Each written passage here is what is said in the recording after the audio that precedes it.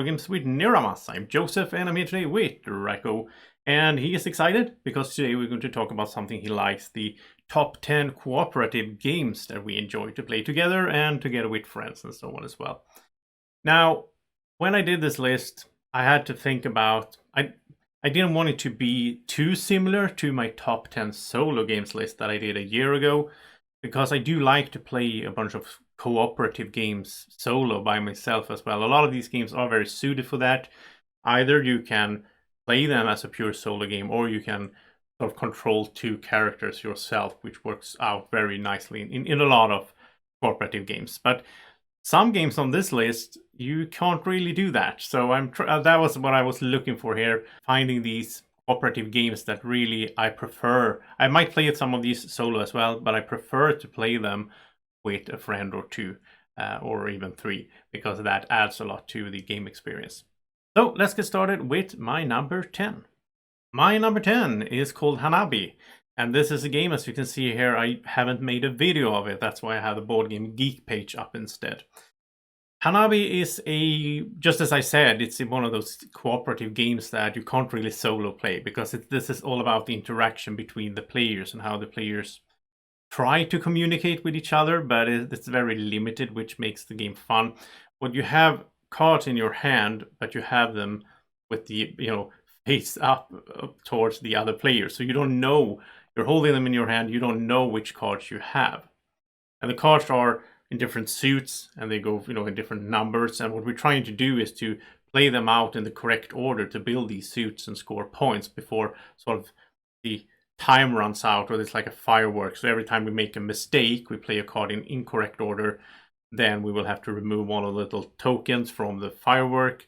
And once all that's gone, then the fireworks will happen. And we're trying to build up a beautiful fireworks. The theme does not really matter that much in this game, to be honest. But what you're doing in the game is really fun, because we're sitting around the table, and in this one I really like to be like 4 players or even 5.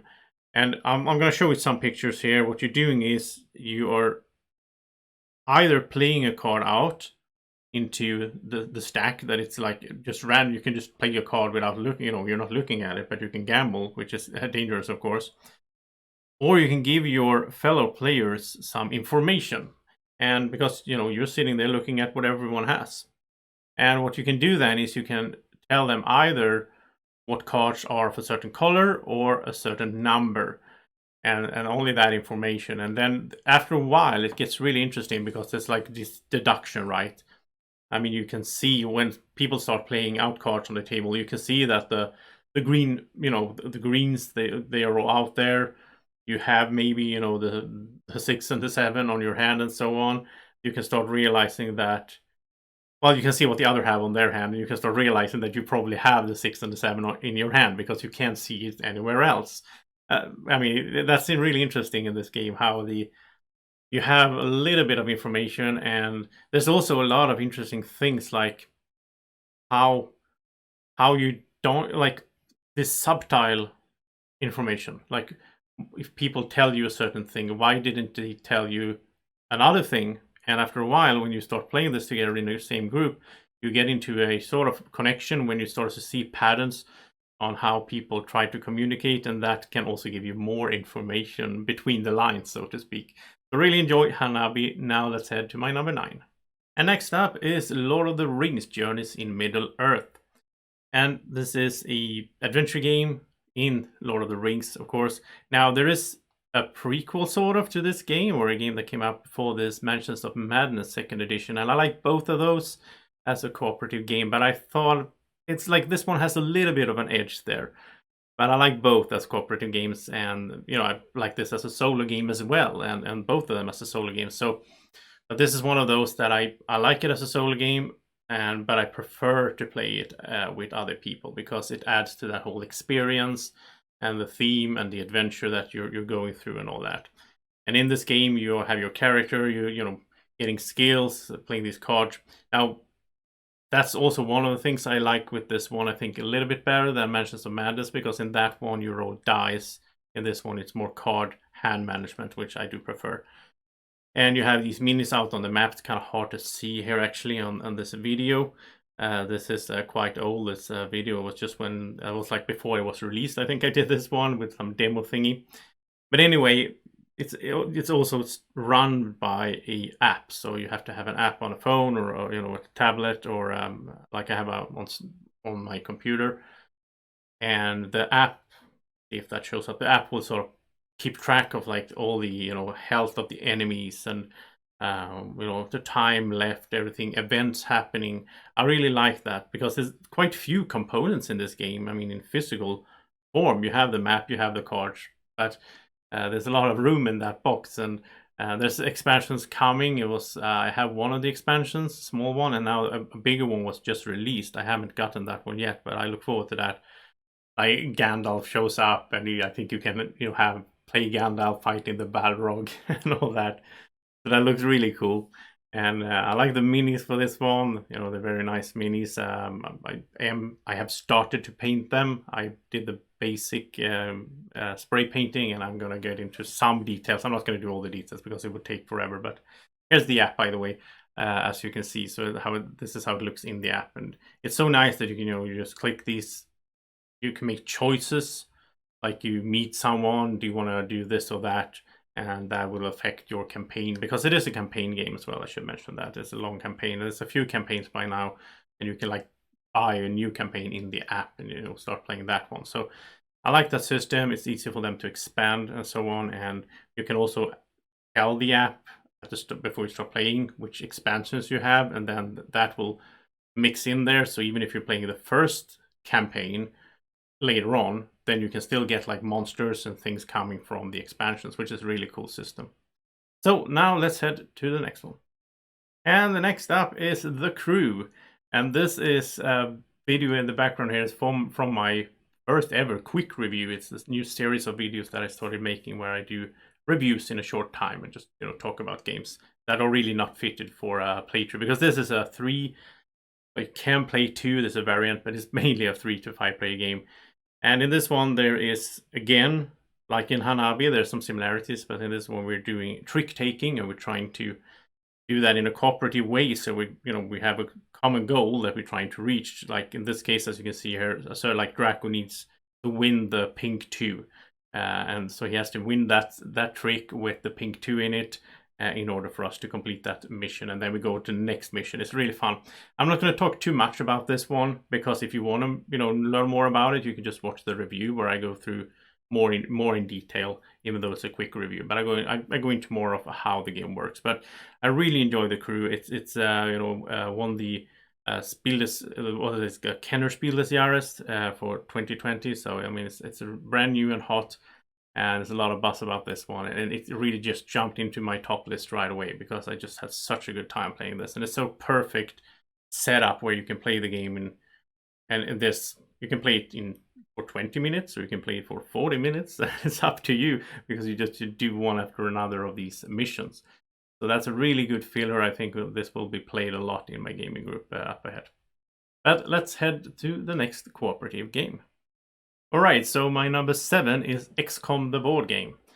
I really like Xcom on PC or PlayStation. Played that a lot, had a lot of fun with it. And the board game really, it doesn't do exactly the same thing as the computer game, because in the board game it's more about it's like, what's it called? Not micro, like macro management. It's more like taking care of the whole thing instead of going around with your tactical combat troops. But this is such a fun game, and I haven't done a playthrough for it. That is coming soon, though. I will do that live. It's very, very hard to do this in a solo way. I mean, this is really a cooperative game where you want to have exactly 4 people, I think, because it's a real time. Not all of the game, but half of the game is a real time game. And you have an app that is like with music, and it's stressing you on, and it's a timer ticking down, and you have to do things before the time runs out, and it's really stressful, but it's also very, very fun. And when you play with 4, everyone has their own sort of job to do, their own role, and it's chaotic. So after a while, you're like screaming at each other at the table, and now we need to take care of this crisis here. There's UFOs coming, and you have to handle this, and I'll take care of the economy. And yeah, it's so much fun. This game. This is a game that I mostly just play at conventions.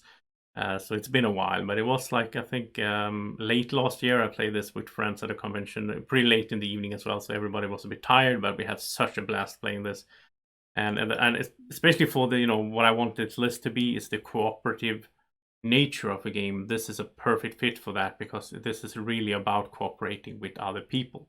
You can't win the game. It's hard to win it anyway because it's a really hard game, but you really can't win it if you're just thinking about your own stuff. You really need to be talking, communicating, and figuring out the plan together, which is, I think, the main thing with the cooperative game. That's what makes it so much fun.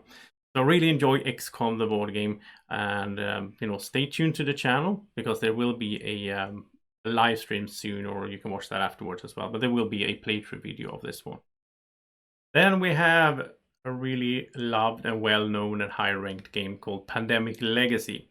Now this one is Season 2, my unboxing. It's spoiler-free unboxing, so don't worry. I haven't made a playthrough video of this, obviously, and I never will, because it's a legacy game. It doesn't really suit it for that, because legacy means it's that the game is going to change as you go. You put out the stickers on cards and on the board, and you rip stuff up, and you can only play it once. But it's a long game, so it's really fun.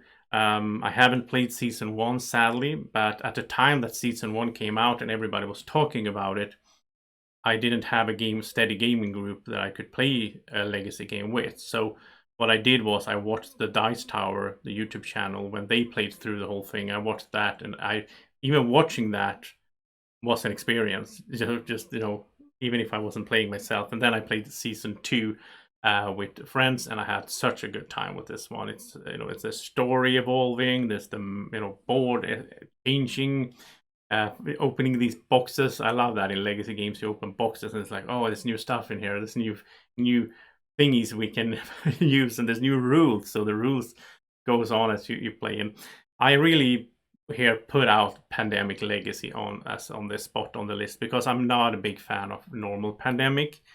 It's not even in my top 100 games of all time, sadly. I mean, I enjoy that sometimes with the right people and so on with the gaming group. I'm not going to say no to playing Pandemic once in a while, but overall, I think what I really like about this is not the game mechanic. I think the game mechanic in Pandemic is not that exciting, but it's the legacy part that is so well made, and it's also suited well. It works into the mechanic very well. So I enjoy this one a lot, Pandemic Legacy.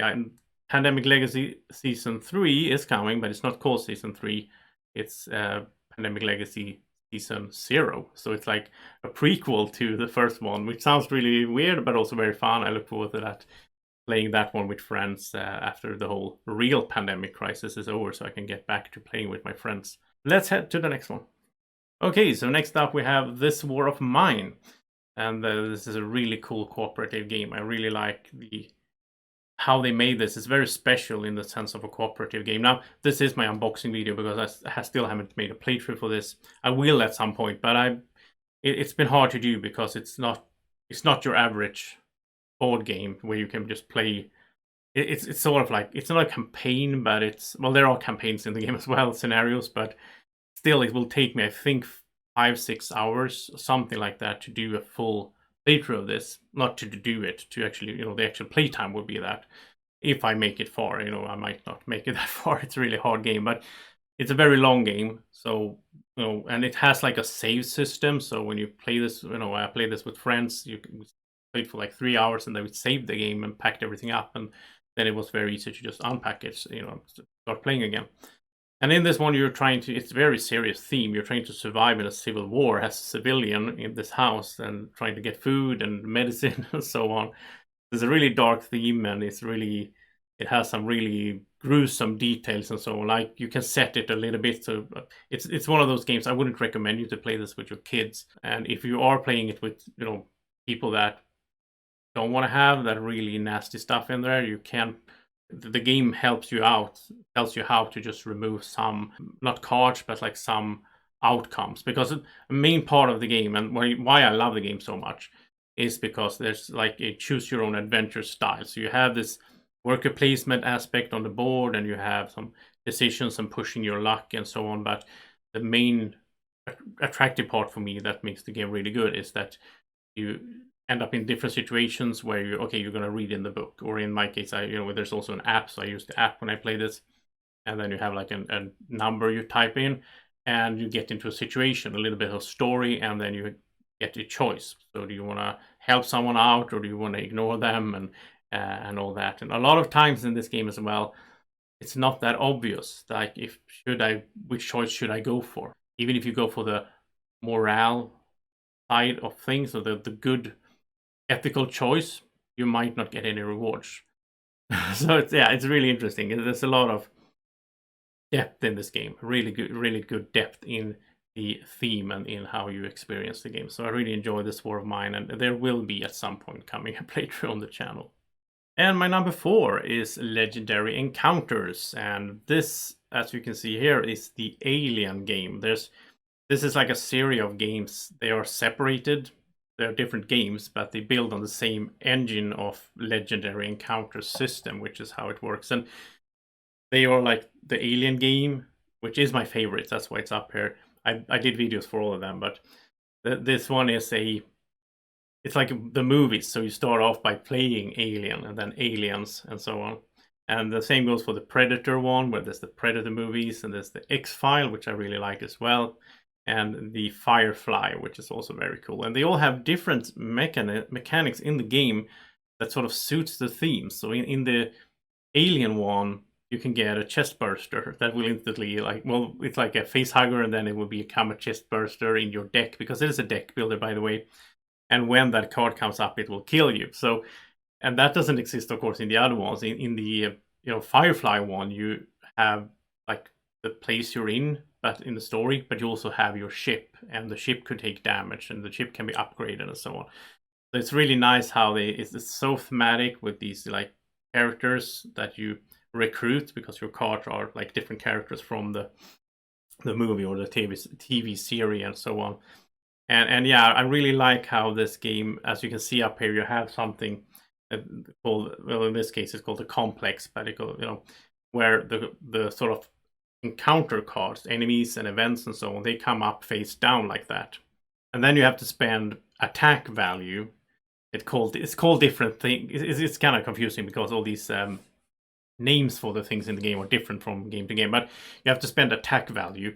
That instead of attacking an enemy, you have to scan with that, and that will let you flip the cards over. If it's an event card, it will happen right away, whatever that event is. And if it's an enemy, then you will see that enemy is coming, so you have a little bit of time to take out the enemy before it enters your combat zone. And that's a really good system. I really enjoy that. And that's the difference, by the way, between Legendary Encounters and Legendary, because there's Legendary Marvel and Buffy and James Bond and so on. In those games, they're also semi-cooperative, sort of. But in this one, it's pure cooperative game. You're trying to help out each other. Now, there is an expansion for Alien, actually, where one player will play against everyone else, and that player will be the broad mother, or whatever it's called, the Alien Queen. So yeah, I really enjoy this one a lot, and the series, and I want to play it a lot more as well as time goes by. Now, in this playthrough series, I did that solo playthrough, but I still use 2 characters. You can go check that out as well. And there's one for each of the games. So really enjoy it. Legendary Encounters. All right, so time for top 3. So number 3 is Spirit Island. And Spirit Island is such a good game, but I must say that this could have been my number 1. My number 2 and my number 1 are lower than Spirit Island on my top 100 all-time list. But I'm looking at it from a cooperative perspective. And in that sense, there is a little bit like, this game for me is a solo game or a 2-player game mainly. Maybe 3. I would never play this game on 4, I think. I never done that. I've seen people do it, and the thing is, it's so complex. Like the complexity of how you cooperate and how you plan. Because this game has a lot of open information. You know what's going to happen during a round, and you can plan that out together. And the more players, it's going to take longer each turn, because everybody has input, and like, okay, I can cooperate with you if I play this card, then you can play another card, and we can help each other out, but then you have to coordinate with all the people. So I think, like, for 2 players, I think this game is such a good game, because it's easy to have that communication with one person and really cooperate. So I really love it for that, and I love it as a solo game as well. But again, that's why it's not number 1, because I think there is a bit of at least for me and the people I played with, we felt like, no, this, you can't play this with too many people because it's so complex already at 2. I would like to play it a little bit more with 3 if everybody knows it and everybody, you know, are into the game.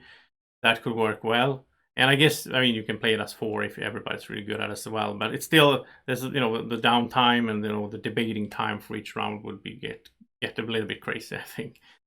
So Spirit Island, I can really recommend it for the lower player counts, and it's has the hand management and it has the, you know, the map. You're trying to drive off these invaders coming, and you're the spirits of the island, and you're trying to keep it safe. And there's so much fun stuff in this game going on. The different spirits are really different in how you play them. That's a symmetrical player feeling. I like that as well, and that also brings a lot of replayability to the game, even if you're playing solo, right, or 2 players, because you want to try out different spirits and different spirit combinations. So yeah, really good one, Spirit Island. Number 2 is Aeons End, and Aeons End is a deck builder. Again, I like deck builders, as you've probably seen by now. And there's hand management and all that. And there's a lot of hand management in this because it's a bit of a special deck builder, because you're building up your deck, you're buying new cards, you can get rid of cards and all that, but you never shuffle your deck. That's the twist, which I really enjoy. It's like when your discard pile is full, or like your deck is empty rather, then you flip over your discard pile and then you start drawing from the top. So you can plan how you discard the cards. When you discard your hand at the end of your turn, you get to choose in which order you discard the cards.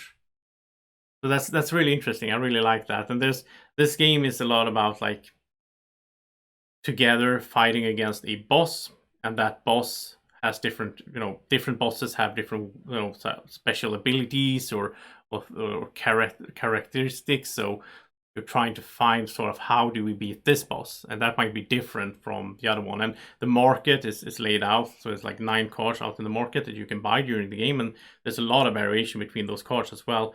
Now this is the 2nd edition I'm playing here. There's a few other variants of this, but they all have the same base. I played the Legacy game as well, the Aeons End Legacy. I played that solo, and I really enjoy that as well. But I really like Aeons End. I like it solo as well, but in difference from Spirit Island, for example, I like this one even more as a cooperative game with you know, 3 or 4 players, where we talk together and we try to figure out, okay, if you do this, then I can do that. The interesting thing also is you don't really decide in which order. It doesn't go around the player order. The player order is, as I'm doing here, you know, you have a little deck that you shuffle up, you draw a card, and okay, now it's my turn. And then I know it's not going to be my turn for a while, because then the other cards are going to be drawn, and the nemesis, the big bad boss, has 2 cards in that deck. So whenever that comes up, it's going to be the boss's time to act, and they are really tough as well. It's a really hard game, but cooperative games should be hard, in my opinion. You should have to fight for it, and once the few times that you actually make it in the game, then you're going to be so happy. It's going to be like, you know, stand up and high five moment around the table, and that makes it a lot of fun. And that is especially true for my number 1, which is coming up, a really tough game. So my favorite cooperative game of all time so far is Robinson Crusoe: Adventures on the Cursed Island, from Portal Games, designed by Ignacy Trzewiczek. Really good game. This is a survival game. I mean, in the base of the game, it's like, okay, you're Robinson Crusoe, basically. You're stranded on this, you know, on a beach, on this cursed island, and you're trying to survive. In the first scenario, it's not a campaign. There's like different scenarios that you can be playing in any order. In the first one, you're just trying to build up a huge bonfire so that the ship will notice you from the beach, and that way you can get rescued. And you have a certain amount of days or rounds to do that. You're trying to collect some food to survive, and you're fighting wild beasts, and you're going into all of these kind of encounters and adventures. So you're trying to build up some equipment and so on. And you do this in a sort of worker placement style. You put out your pawns, and you have like 2 pawns for yourself, which is basically your time during a day. You can do 2 different things, or you can do 2 pawns on the same spot, and then you're guaranteed to succeed in that most of the time. And that's really interesting. So you can push, well, you have to push your luck at some points, because you don't have enough time, really.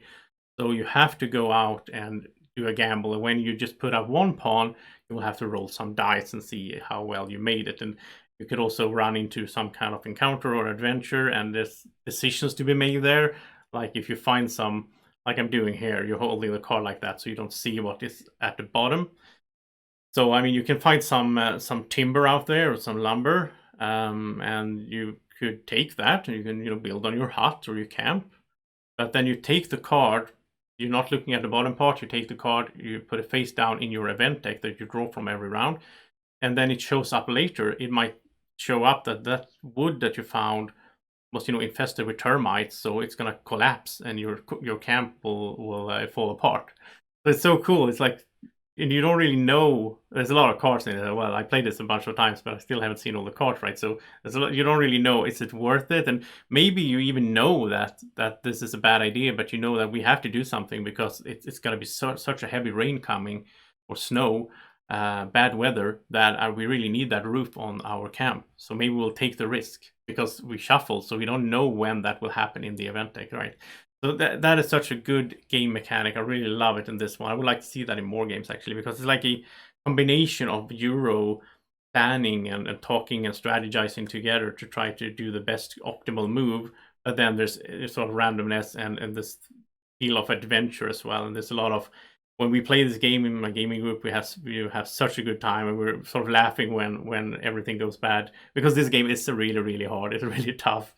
And it's also cool that it's not just it starts out as just a Robinson Crusoe on an island, right? But then there's different scenarios. So it's like a King Kong one when you come to the island to shoot a movie, and then King Kong starts eating your cameraman and your actors and so on.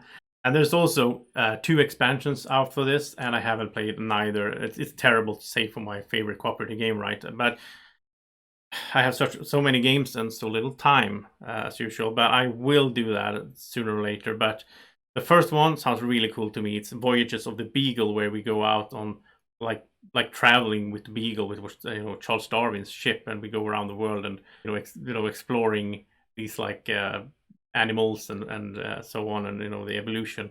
That looks really cool. And the other one that just came out like a year ago, I think, it's called Mystery Tales. It has these like scenarios and so it's like evolving from the just Robinson Crusoe experience to having the system work in other ways of thematic gameplay and stories. So really, really cool game, really cool system. And I look forward to, I done a playthrough here. I think I done 2 playthroughs on the channel, but I look forward to I have a friend who has that Voyages of the Beagle at least, so I will borrow that from him and I will play that on the channel sometime, during the before the pretty soon. I'm hesitant to promise too much when it comes to playthrough videos, but I really want to do that because it's such a good game. So yeah, Robinson Crusoe, can really recommend it. And thank you for watching this top 10 cooperative game list. It's been really fun for me to do it. It's always hard to make these top 10 lists. I start off just putting out all the games I played that fit that category. I think in this case it was like 40, 50 something, I don't know, maybe more. And then I start just, okay, I'm not going to have this one in the top 10. I can just remove a bunch of them. And then I come down to like 20. And it's so hard to decide which one should be in there. And I do want to mention, because I think maybe some of you think like, where is Gloomhaven? Where is Seventh Continent? Tainted Grail. Those 3 are some of my favorite games. Why are they not on the list? And the reason is simply because I just play them solo. I don't play those as cooperative games. Now, I think Gloomhaven would be really fun. I think I played Seventh Continent once together with a friend, but yeah, so that's why this list might be a little bit different. But it's also fun because then I can lift up other games like Hanabi and so on, instead of just having it being another version of my top 10 solo games, because that list exists. You can go check it out on the channel where I talk about my top 10 solo games. Because, as I said in the beginning, cooperative games often fit that formula. So, and I think like Gloomhaven, I'd rather play it alone. And Seventh Continent, I'd rather play that as a solo game, even if you can play it with multiplayer. And the same goes for Tainted Grail as well. So that's why they are not on this list, if you're wondering. And of course, Terraforming Mars is not on the list because it's not a cooperative game, even though I made a cooperative variant for Terraforming Mars. That is like a 2-player solo, basically, but it's really cool. I really like that cooperative variant I made. I don't usually make variants for games, but Terraforming Mars, I thought that would be cool. And I made a video for how to play Terraforming Mars cooperatively, so you can go check that out on the channel as well. When I talk about this, when I say it like that, what I mean is just search for whatever game it is, in this case Terraforming Mars, and then Niramas on YouTube, and then that video will pop up there, because there's like 1,000 videos out there for Terraforming Mars, right? So that's the way to find my videos, or you can just search the channel as well on YouTube. Thank you so much for watching. I hope you enjoyed this list. If you did, press the like button down there and subscribe to the channel if you're new. We're getting close to 5,000 subscribers. That's going to be awesome, and we're going to have a huge giveaway and celebration as well. So have a great evening or morning, or whenever you're watching. Take care. Bye-bye.